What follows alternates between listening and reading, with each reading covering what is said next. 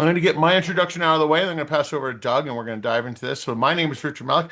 I'm the head of marketing over here at Syncly. I am the MC of this conversation. Now, the fun part about this is I get to put on my journalist hat, which I am a journalist, and actually have this kind of conversation. It's really fun to flex on this side.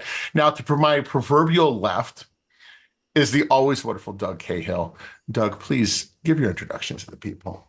Well, thanks, Richard. Good morning, good afternoon, everybody. Thanks for joining today's webinar. My name is Doug Cahill.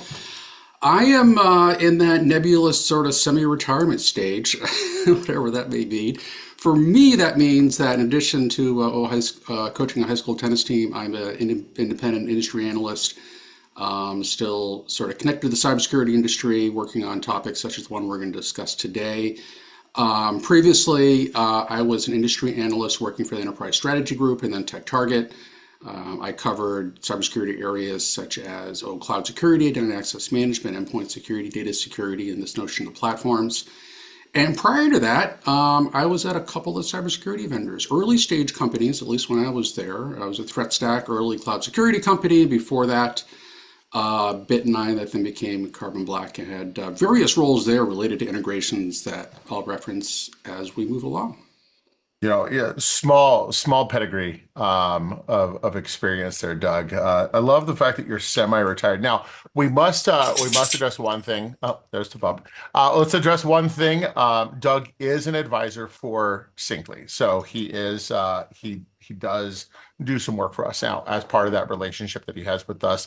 It is advising on the business side. That all said, the report that he produced for us.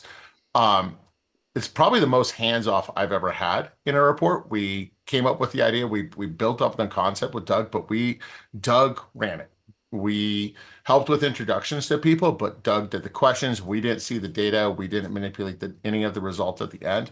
It's actually one of the more seamless analyst reports. It felt very much like working with Doug Cahill, analyst relations manager, more so than anything else. And so I do want to make sure that that is known. So despite Doug being an advisor for Syncly, this report is very independent of our voice and our words. As a matter of fact, our editing was very minimal. Led to quite a few arguments about commas and conjunctions.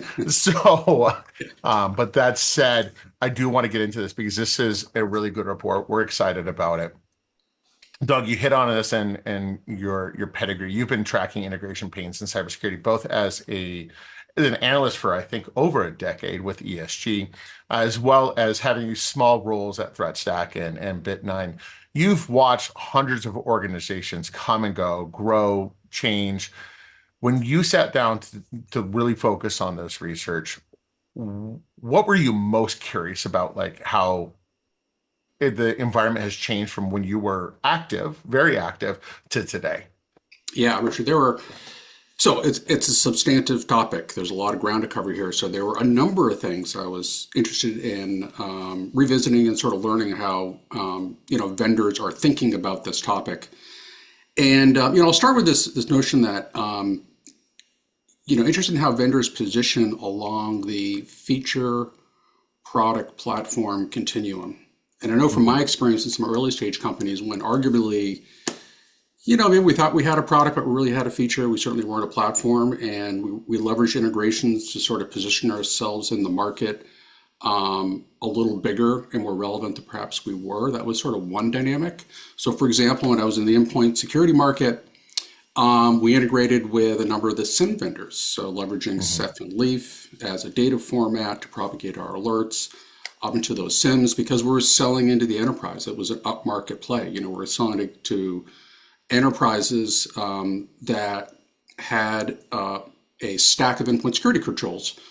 And so it was important for us to sort of participate in their broader cybersecurity stack, which always included a SIEM. So that was one example of early stage companies, positioning more broadly. We also integrated with software distribution, McAfee EPO back in the day. And then a little later in my career, as I mentioned, I was at a cloud security company, and early days there, DevOps was even a new methodology back then. And it was important for us to integrate not with just other cybersecurity controls, but actually with the DevOps tool chain. Like, a very key influencer in our sales cycle was the DevOps team. So like we had to show up in Jira, right? You had to sort of not only integrate with the tools that the DevOps team used and were fond of, but also convey the fact, vis-a-vis joint marketing, your website, et cetera, that that you were integrated into the DevOps stack as well as the security stack. That's sort of one perspective from the vendor side, sort of that where, and how vendors are positioning along that continuum of feature, product, platform. And then as an industry analyst, we started to do market research, quantitative research, mostly little qualitative, mostly quantitative, around this notion of consolidation. And I use consolidation broadly because it wasn't just about platforms and consolidating from 80 to 100 tools to a smaller number of tools. It was also organizational consolidation.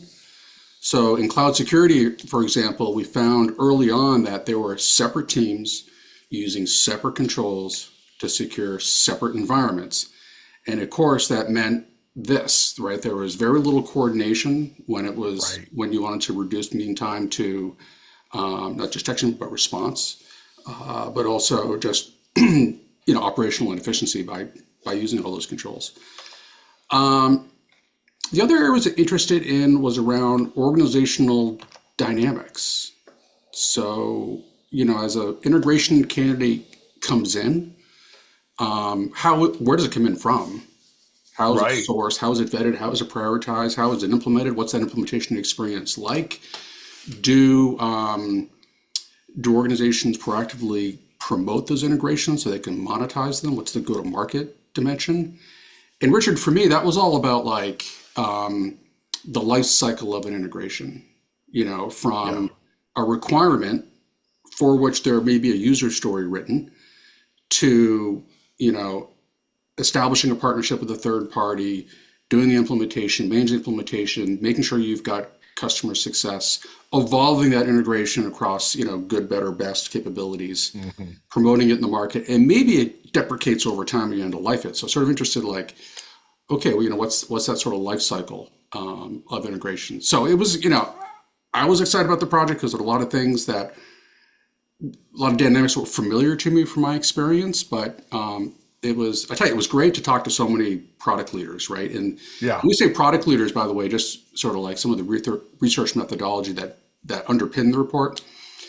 Product leaders included mostly CPOs, but also engineering leads, business development alliance leads, and I think we had one or two CEOs. And we had small companies, medium companies, large companies. So we had a really good spectrum of a good variety pack of participants. You've said quite a few things that I wish we could dive into a lot more. Maybe this can be our follow-on one, but the life cycle of integration, I just think back to how many times we've all announced an integration and, 6 months later, an API has changed to something is deprecated to the point that it's unusable. And it was this integration developed for the sale to close that deal, or was it developed to actually support the roadmap, which is something you dove into in the report. But I wanted the title itself, you were very specific about this title, and the ROI black hole is a very blunt statement. Is this a new problem? I mean, I yes, it is, but or is this a newly quantified one? Yeah. Are we starting to think about this as we've always needed integrations. You talked about that in your past roles, but is this something where we're now having this in there say, why do we need integrations?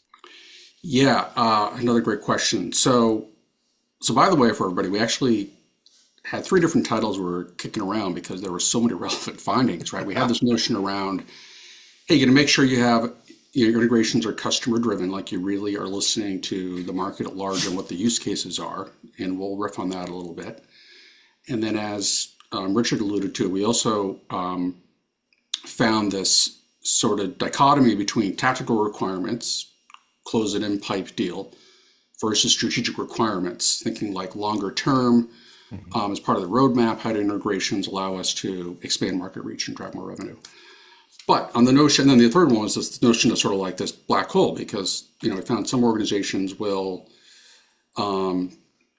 implement and deliver an integration, but not necessarily have sort of the metrics, the business metrics, to really understand whether or not the integration is delivering value. So your question is sort of like, is the black hole a new problem? I don't think it's a new problem, but I think for different vendors it manifests differently. Mhm. And and part of it, like I just alluded to, is that the black hole is a little bit, well, it starts with sort of customer visibility. So one of the things I started asking the product leaders I spoke with was, how do you know if what you delivered is not only being used but is providing value? Because we all want to be sticky. We want to make sure that we're delivering a solution that the customer would just never rip out. And there was a couple of vendors I heard from and say, hey, we do track integrations. We have, it's software as a service. So, hey, we know what capabilities of our product being used, including integrations. And we know that those customers that use more than one integration are more likely not only to renew, but also it gives us an expansion opportunity. So the first part of the black hole is visibility into customer usage and value. The second part of the black hole is somewhat dependent on how a vendor prices and packages the integration, which sort of leads to whether or not you can attribute direct revenue contribution to Yeah. integration or a family of integrations. So, there's some vendors I heard from that were, so it sort of depends on like the center of gravity for the product. So there are some vendors that, we all know cybersecurity is a data problem at the end of the day, right? So some vendors are like, hey, our product is all about the data. So Mhm. obviously a SIM, like I mentioned, or human risk management, where you're tracking, user behavior across multiple corporate assets, correlating that with level of privileges, authorization with your IDP, and so forth. So there's just so it's just core to the data. So that black hole is less of an issue because it's strategic. It is like the lifeblood of the product. Mhm. So it depends a little bit around, like, I guess I would say sort of like how deep and wide the black hole is. Depends a little bit around, do you have customer visibility? Do you have a pricing and packaging model that allows you to assign revenue contribution to an integration? And the other part of the black hole, and this reminds me of a study we did when I was an analyst, is this notion of shelfware and feature discoverability. So quick background to explain what I mean here. We did this is actually a qualitative study my colleague John Olczyk and I did years ago, where we talked to cybersecurity leaders in the endpoint security market about whether or not they were using certain capabilities in the product that they already owned, and what that meant for future purchasing requirements. And we found, like, I don't know, like the amount of capabilities of the products they already owned that they were using were modest at best. Yeah. And they just, Richard, they didn't even know these products were capable of doing a certain thing. Like, endpoint security, and this is like rudimentary now, but like device control, like, just I didn't know they had Yeah. device control, or we had, behavioral intrusion perfection and detection in an endpoint security control. So a lot of this like black hole thing is also, hey, make sure your integration connectors are discoverable and you're Yeah. doing customer marketing so your customers know it's there, they understand the use case and the value that it provides, and you can sort of nudge them, sort of curate and encourage them to be using these important capabilities. That will help you, close the black hole. Right. You and I have off conversation have talked quite a bit about the feature discovery component. Yeah. We've all been at companies when even at Bit9 had so many capabilities that weren't even really understood by the product marketing team and the product team because it was a secondary benefit of a capability that was built for completely different aspect. And Mhm. we're seeing that now as organizations start to reassess their security stack and IT stack. And you have to sit there and you go and then you look at these stacks and you go, well, you've got triple coverage right here.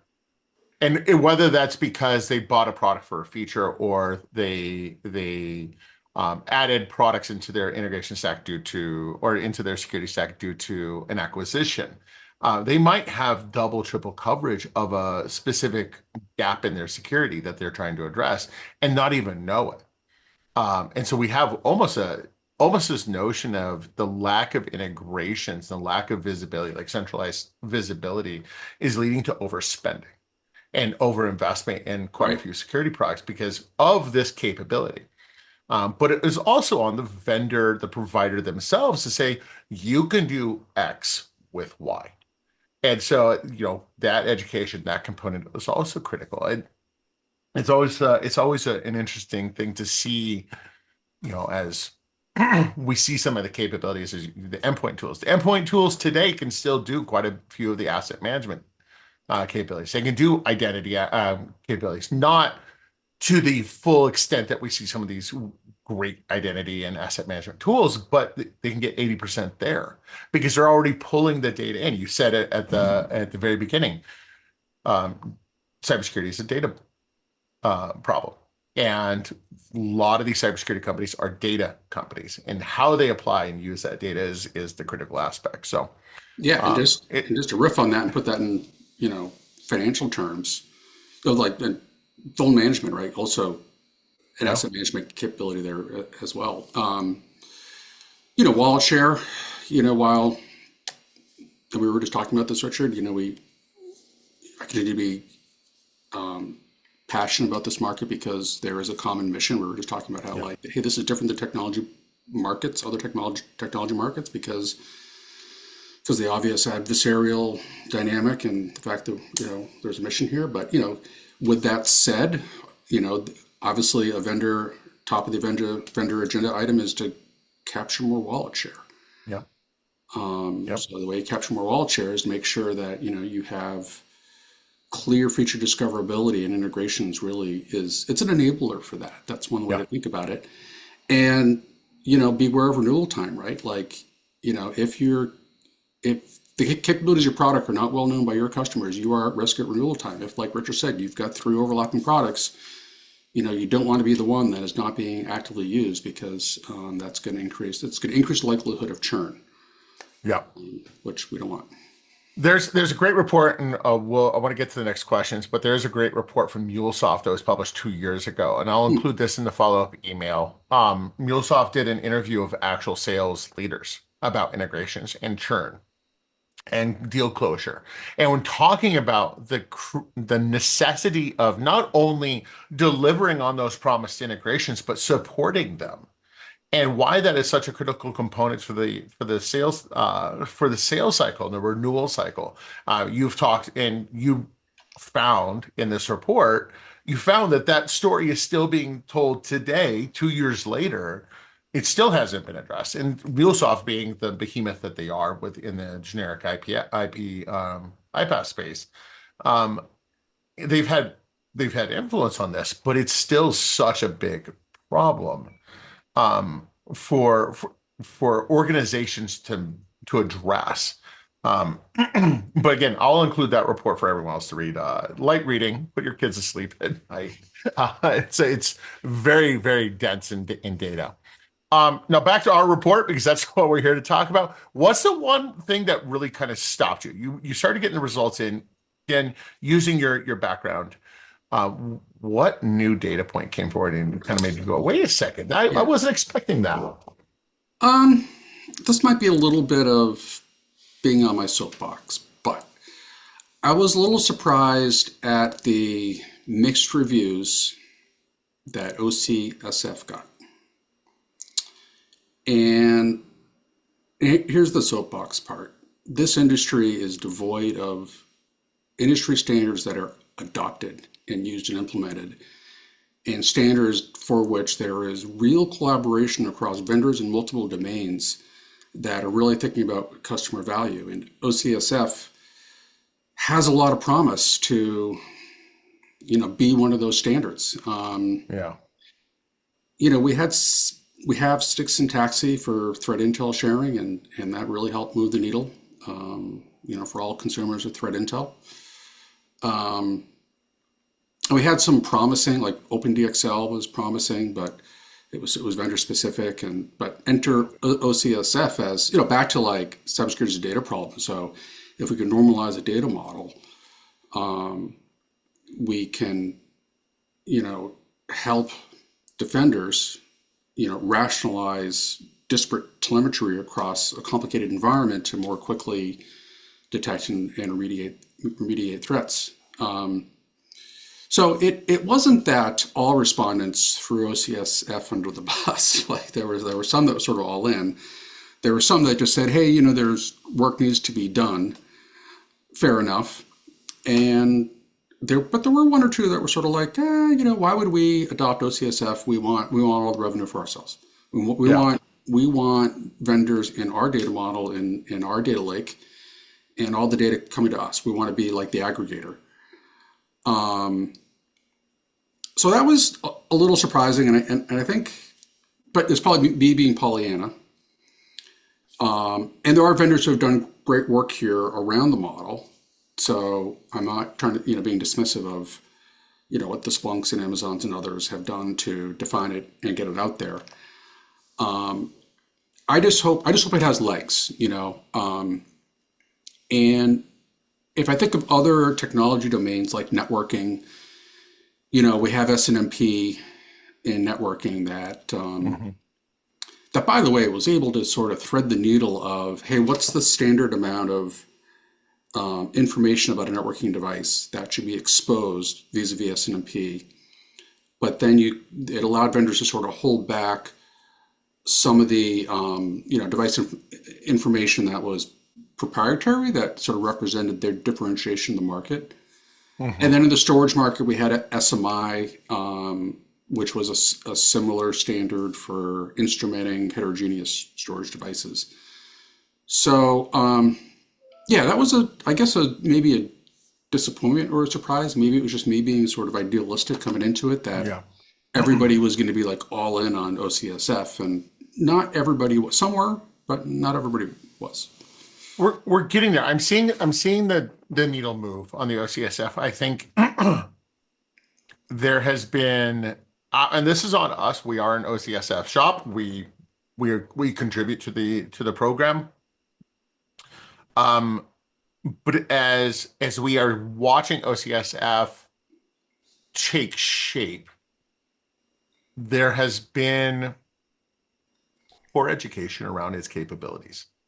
And I think this is to be said with almost every single attempt at a standardized language or a standardized schema model, that it goes in with the highest of hopes, but in the long term isn't supported as well.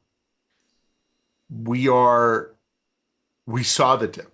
We saw it's I'm gonna it's the Gartner MQ. We saw the hype, we saw the dip, and we're coming back down into that plateau of standardization. I can't remember what that plateau is called. Yeah, I'm a horrible product marketer. trough of But it's huh? the the hype wave or the The hype wave, yeah, hype cycle. yeah. Yeah, I always call the dip the sea of despair. It's where we all just kind of give up. But we're standardizing it now. yeah. And I'm starting to see more conversations about it, but more education is critical also to support it, because it's not just an organization going and saying we're going to build our whole product on OCSF. For me, what OCSF represents at least from our perspective, is the ability to map your data to a standard that can be easily mapped to other standards, other schemas. And that's an education necessity that everyone that's contributing it, from Mm. CrowdStrike, Palo Alto, Okta, and everyone that's contributing to that program needs to participate in. And again, it goes into that we operate in 6 month cycles. Every 6 months, there's a new technology that we have to either address, to adopt, assess, and something has to be put on the back burner. It's the exact same experience that our that our customers see when it comes to building out integrations. We talk about that in that sales cycle. Do we build integration? Do we have the time to support it for the long term? The necessity is there. If we want OCSF to survive, if we want OCSF to thrive, we need to support it like a product, not like a minimal investment. Yes. And so I It's, do agree with you that that was a surprise, but it was validating to something that I had been feeling, and as I was mhm. looking at that data. I want to jump back into this report. I'm going to kind of lean on something you've said in your past. You've talked about integrations as table stakes. Did your research show that buyers are actually making purchasing decisions, at least from the product perspective? Or is it still more of an aspirational kind of evaluation criteria? Like, oh, we'll Yeah. get the integration, let's just get that deal closed. Yeah. Awfully good question. Um, what I would say and what I heard was that if it was a first in a category, there was a wait and see. Mhm. So there could be an in-pipe deal, fairly well qualified. There's budget, we know the stakeholders, but integration is required to push the deal Yeah. over the finish line. And if it's a type of integration the vendor hasn't delivered yet, the customer is going to wait and do a POC before they issue a PO. If it's a second in a category, so hey, you know we've integrated to one ticketing system but not another that we use in the SOC, for example, then it's more likely they would move forward because they have a level of confidence that Right. the vendor is committed to doing integrations. They have a track record of doing them. They can see what the other integration looks like. So it's, as long as they can see value in the product, pre-integration, and then even more value after they get the integration. So it's a little bit of it depends. And then the other thing I would say, and I found this in the cloud security market, is buyers want to know that vendors are committed to their technical Mhm. alliance ecosystem. So it may seem rudimentary, but they want to see that on your, you know, partner page. In addition to your channel partners, you're talking about your technical alliances, and that you have materials that they can consume around the integration. So there's a data sheet, there's some implementation guide. So it's not a product capability that's sort of secondary, that you're conveying it proactively vis-a-vis your outbound materials and your website and your social presence as something that is core, that you're committed to. It's a main capability. So I think those are things that, like, just it's the, I'm from Missouri, like, prove it to me, and that just demonstrates a commitment to integrations to the market. Yeah. It I like this idea. It again from a product perspective, integrations help move the needle forward. And when an organization delivers an integration, not just the requested one, but maybe they're watching the market, it also helps customers increase their confidence in that company, that they have their finger on the pulse. They know what's going on. Um, and we see this with a lot of companies that have dwindled down in their presence, is it feels like they have siloed themselves in a way of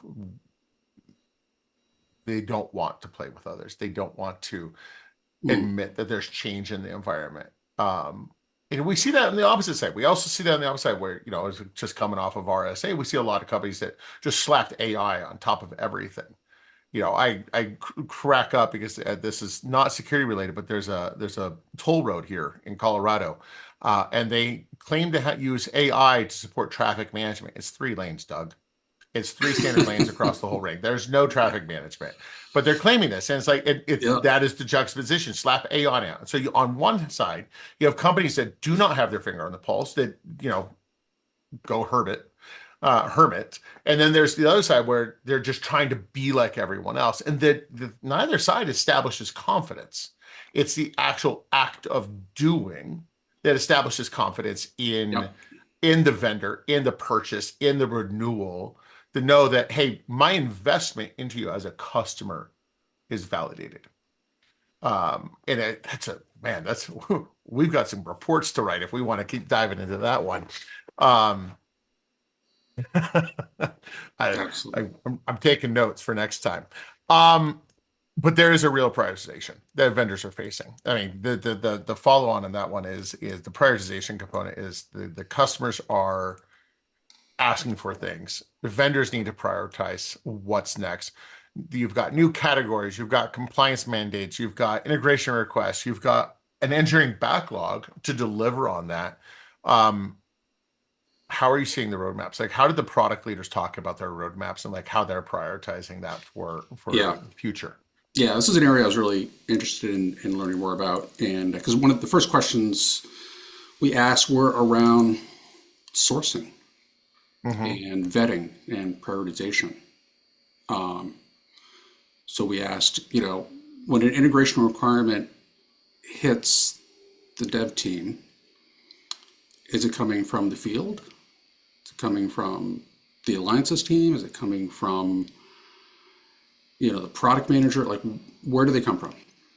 And then we asked sort of how are they vetted and how are they prioritized?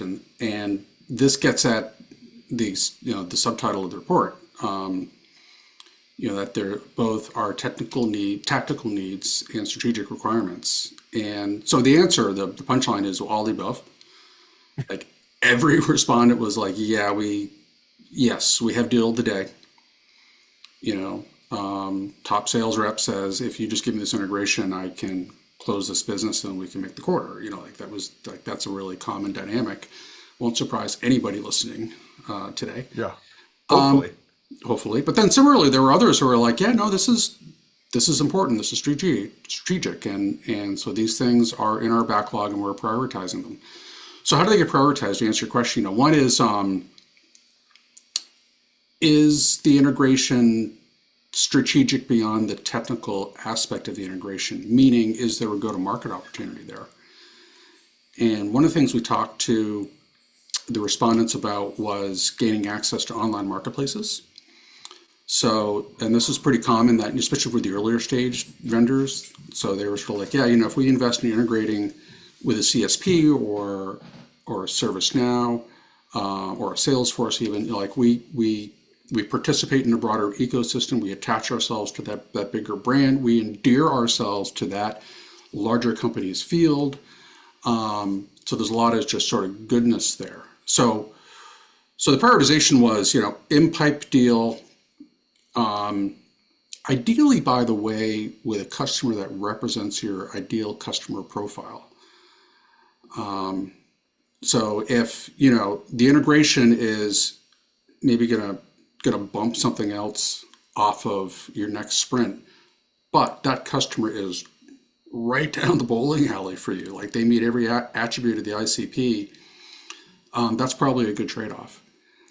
So it makes a sort of a tactical, deal-driven integration decision more strategic. And the other one is like, hey, is there go-to-market leverage here? Can we do joint marketing with this vendor? Can we do meet in the field? Do we have common channel partners where we can, leverage the integration to go work with those channel partners to cross and upsell? And is there access to an online marketplace? So those are some things I heard that were, how vendors are prioritizing the different types of integrations that come from different sources and putting it through that lens. Is it tactical? Is it strategic? Is it a little bit of both? I we didn't talk about this question before, but I do want to dig into it. You've been a corporate leader. You've been the boss quite a few times, and you've had those conversations about prioritization from a sales perspective, from a business perspective.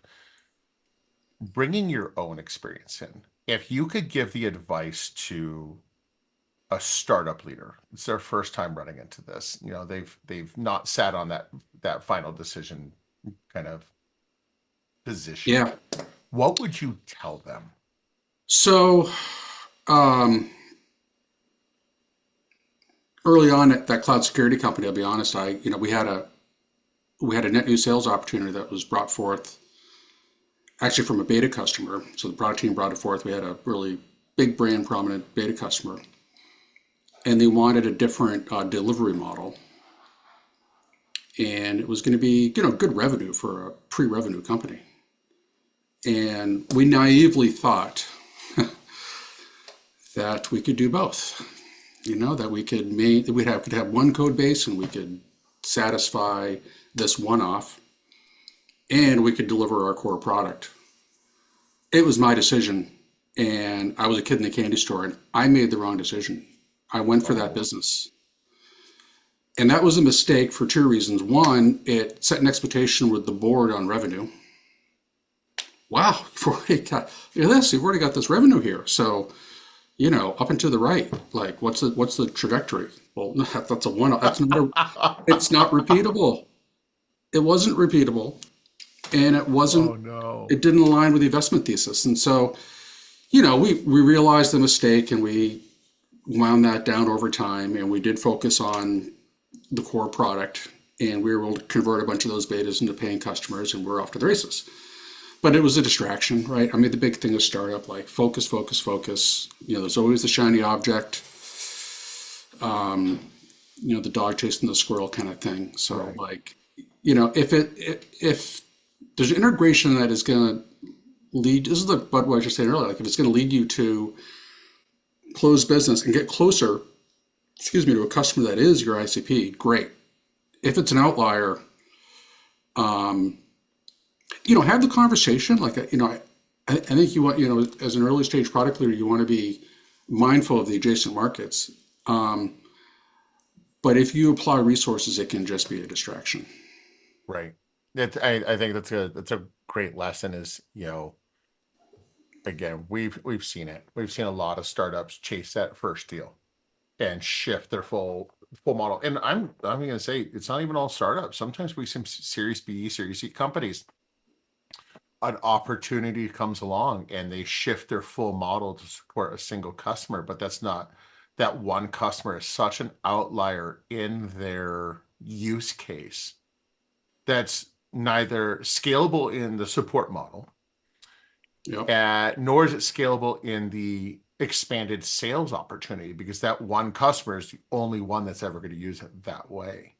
Um, I've not sat in your seat. I've not been a corporate leader in that sense, having to make that decision, but I've been in that product seat. And to reiterate that, I think that the realization is that you cannot be the solution for everybody. Your ICP is a Yeah. very, very grandiose scheme. When we do ICP research, we look at how are we going to impact this, and from a feature and capability perspective, you cannot get 100% coverage. Nobody is going to ever get 100% coverage, and even if you got 50%, that's a massive thing. You're going to get a sliver. You're going to get a piece of that pie. You've got to, in a weird way, you've got to leave some for your competition to address that and invest that, because if it's not going to help you scale to the next stage and scale to the next product and capability, then you're not actually helping your organization. You're just chasing the dollars. And that's Yeah. where you And, get the fractured product environment. it's a great point. And I think that's the way buyers think about it too. They want the platform vendors, the aggregators, to be, leaving some open space for innovators, for startups. They want best of breed optionality. And that company I mentioned, while that wasn't a deal we shouldn't have done, we it was a sort of a catalyst to really focus on our ICP that then led to an integration with a major CSP, and that led to field engagement. It led to being on stage with the CSP. So you go through these things as a Right. startup. It was a company where sort of like, if you weren't making mistakes, you weren't trying hard enough. But so that was sort of a educational mistake that allowed us to sort of reset and focus, and that ended up being the right call ultimately. You've said it a few times in this one. We've talked about platform consolidation and best of breed preference. We're seeing this. We're seeing a lot of the small companies become the mega list that they once sought to go up against, and through acquisition, through new features, new capability. Did this research report really kind of move that needle? And as you're, looking at that tension between what you've described as platform consolidation and best of breed, did this report kind of change your perspective of what's happening next? Um, no, I did it not really. I think sort of both things are true, Hmm. which is maybe it's another way of saying yes and no, or it depends, which is squishy. But like, what I mean by both things are true is, look, most enterprises are operating 80 to 120 cybersecurity controls. They have tool sprawl. It's untenable. It's that, like I said earlier, it's separate teams, separate controls, separate environments that creates seams for adversaries to exploit. So we find there's like consolidation inside organizations, so it's more top down than bottoms up, and and they do want some consolidation to platforms. They just don't want a single platform to rule them all, right? There's sort of like a colleague of mine at Enterprise Strategy Group used to talk about mini platforms of value, and which is what I mean by both things are true. Yes, buyers do want platforms, and some of the vendors I spoke with are positioning as platforms. But the other thing that is true is even those vendors that are positioning as platforms have a strong ecosystem of third-party Yeah. partners. And, you know, like, and AI is a catalyst for this, especially agentic Hmm. AI. And some of the things we heard at RSA conference with agentic AI making system changes on, unauthorized system changes, pushing, you know, committing code to repos and pushing code to production, right? So because of that fluid nature of our world, like there's always a need for innovation in the startup community, which is Yeah. why we continue to have strong, venture investment. So both things are true. Yes, organizations want to consolidate the platforms. They just want those platforms to be open and interoperable and still have optionality to integrate best of breed controls Right. into those platforms. And you've talked about the platforms being hindered by a lack of third-party integrations in the past. I mean, even before you started working with us and doing this report, um, is the data showing that that's still a primary barrier to success, or do you see the shift starting? Like, is there a catalyst for a shift coming? I guess is the better question there. Um, I think the catalyst from a sell side perspective, from a vendor perspective, is there's now more options to bring integrations forward. So, one option is, hey, I'm doing internal development. And what I heard there was either there's some headwind internally in terms of working with the product team on prioritizing integration user story, or gets shoved in the backlog, or, and I heard this from a very large cybersecurity vendor, hey, we set up a separate team to do integrations so we can sort of control our own destiny. Or I outsource the development, but then I'm outsourcing something that could potentially be really strategic. Or I work with an integration as a service partner that allows me to deliver the integration and maintain the integration. So I think there's more sort of optionality there. Hmm. And I also think from the buy side of the market, the platformization market requirements are becoming more clear, which is that, like I was saying earlier, like yep, we want to consolidate, but we still want openness. We still want, interoperability. So I'm not sure it's a shift, Richard. It's maybe, I think it's more just maybe an evolution. Um, Right. yeah. It's the buyer cycle evolution, and maybe it just comes from better education.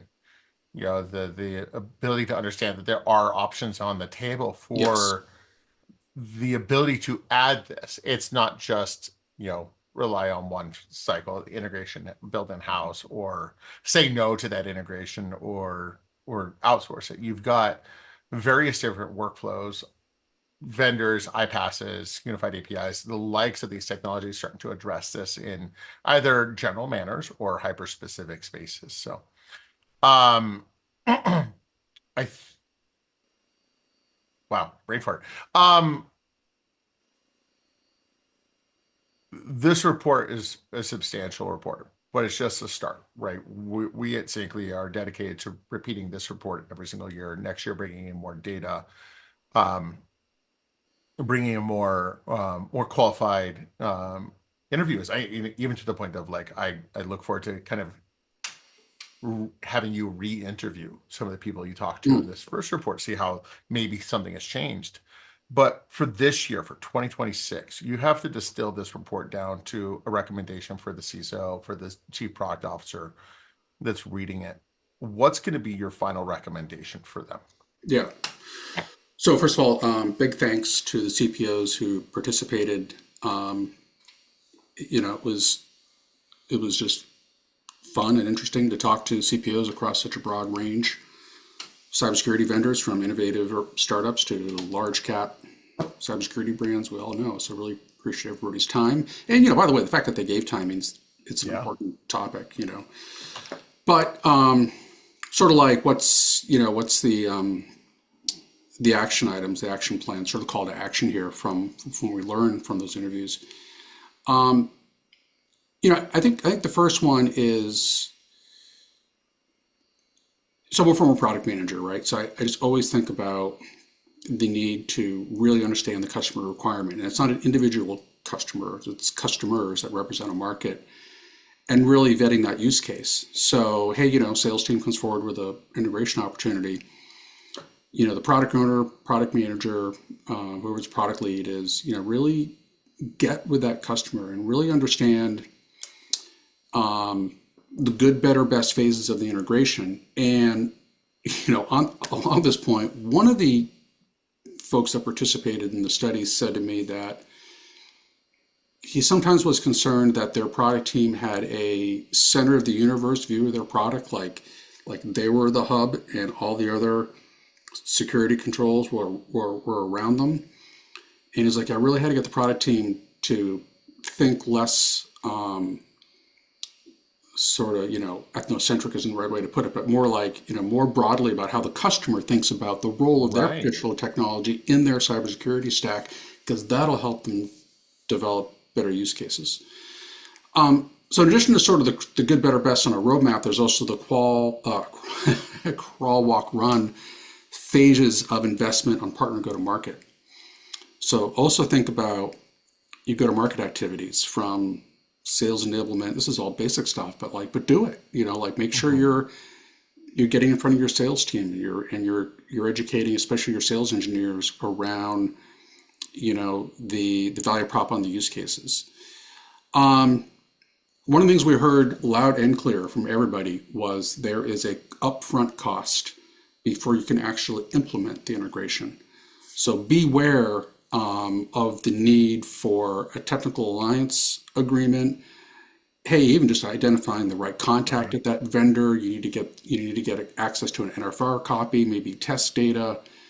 You need the API documentation. So there's a whole sort of some lifting involved, some sort of just sunk costs before you can even put hands on keyboard.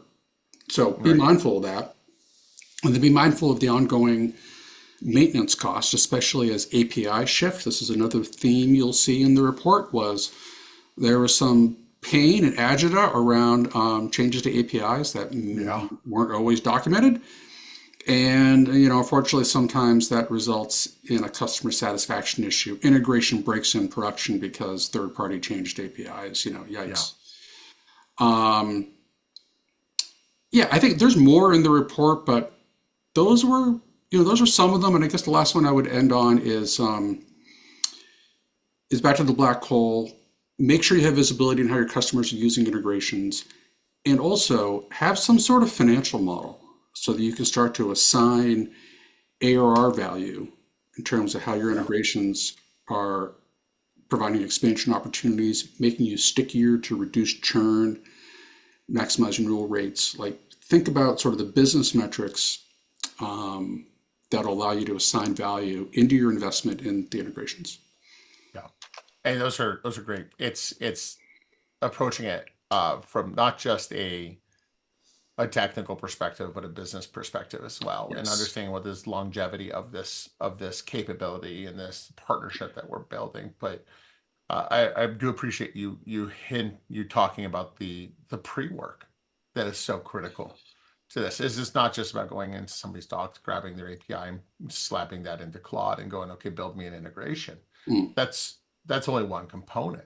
You without the mock data, without the kind of relationship, you're still having to do, the manual monitoring of that API, the support of that if and when it changes, because it's going to change, my friends, it's going to change. Mhm. Um, and everything else that comes with it. And it's such a, talking to our product team, they say that building the integration is the easiest part, but it's only a fraction of the full capability that's necessary to move the Yeah. needle on a process. And you talk to any development team that used to work at a SIM or a SOAR, we've got a few that we've talked to quite a bit, and they say we don't ever want to do it again because it is so the process is so long and so intense in terms of energy spent to support it, just to support the idea, not just deliver it. So yeah, it's Absolutely. a Yeah. great one.